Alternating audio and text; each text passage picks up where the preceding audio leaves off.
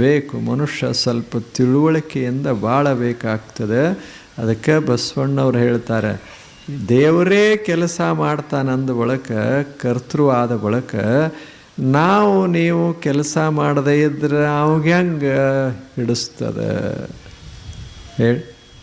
ದೇವನನ್ನು ಕಾಣಬೇಕಾಗಿತ್ತು ಅಂದರೆ ನಮ್ಮ ಮನಸ್ಸು ಪರಿಶುದ್ಧಗೊಳ್ಳಬೇಕಾದರೆ ಮನಸ್ಸಿನ ಎಲ್ಲ ಕಲ್ಮಶಗಳು, ಮನಸ್ಸಿನ ಎಲ್ಲ ಕಿಲ್ಬಿಷಗಳು, ಮನಸ್ಸಿನ ವಿಕೃತಿಗಳು ಎಲ್ಲವೂ ನಿಂತು ಹೋಗಬೇಕಾಗಿತ್ತು ಅಂದರೆ ನಾವು ಒಂದಿಷ್ಟು ಕೆಲಸ ಮಾಡಬೇಕು. ಯಾಕೆ? ದೇವರಂದರೆ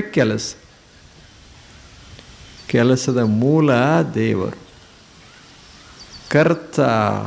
ಕರ್ತನೊಬ್ಬನೇ ದೇವ, ಒಬ್ಬನೇ ದೇವ, ಮತ್ತೆ ದೇವರಿಲ್ಲ.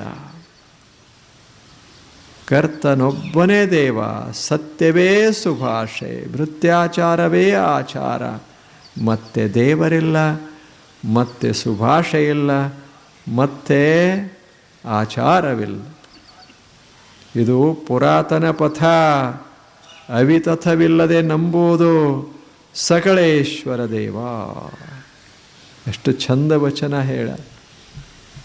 900 ವರ್ಷಗಳ ಹಿಂದೆ ಎಂಥ ಅಮೃತದಂಥ ಮಾತನ್ನು ಆಡಿ ಮುಗೀತು. ಇಷ್ಟರಾಗ ದೇವರಂದ್ರೆ ಈ ಕೆಲಸಕ್ಕೆಲ್ಲ ಯಾರು ಕಾರಣವೋ ಅವನೇ ದೇವರು, ಕರ್ತ.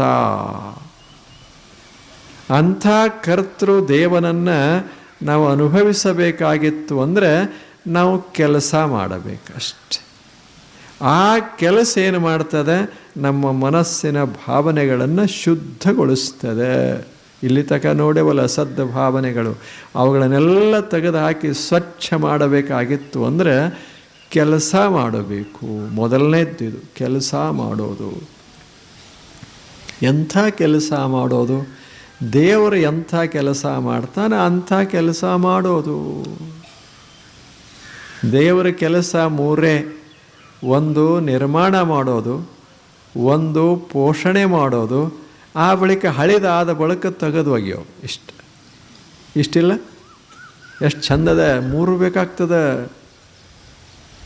ಹೊಸದನ್ನು ನಿರ್ಮಿಸ್ತಾನೆ, ಆ ಬಳಿಕ ಕೆಲವು ವರ್ಷಗಳವರೆಗೆ ಪೋಷಿಸ್ತಾನೆ, ಆ ನಂತರ ಹಳಿದಾದ ಬಳಿಕ ಚಲೋ ಅಲ್ಲ ಇನ್ನು ಇದು ಇದ್ರೆ ಅದಕ್ಕೆ ತ್ರಾಸಾಗ್ತದೆ ಅಂತ ತಿಳ್ಕೊಂಡು ತೆಗೆದು ಒಗಿತ.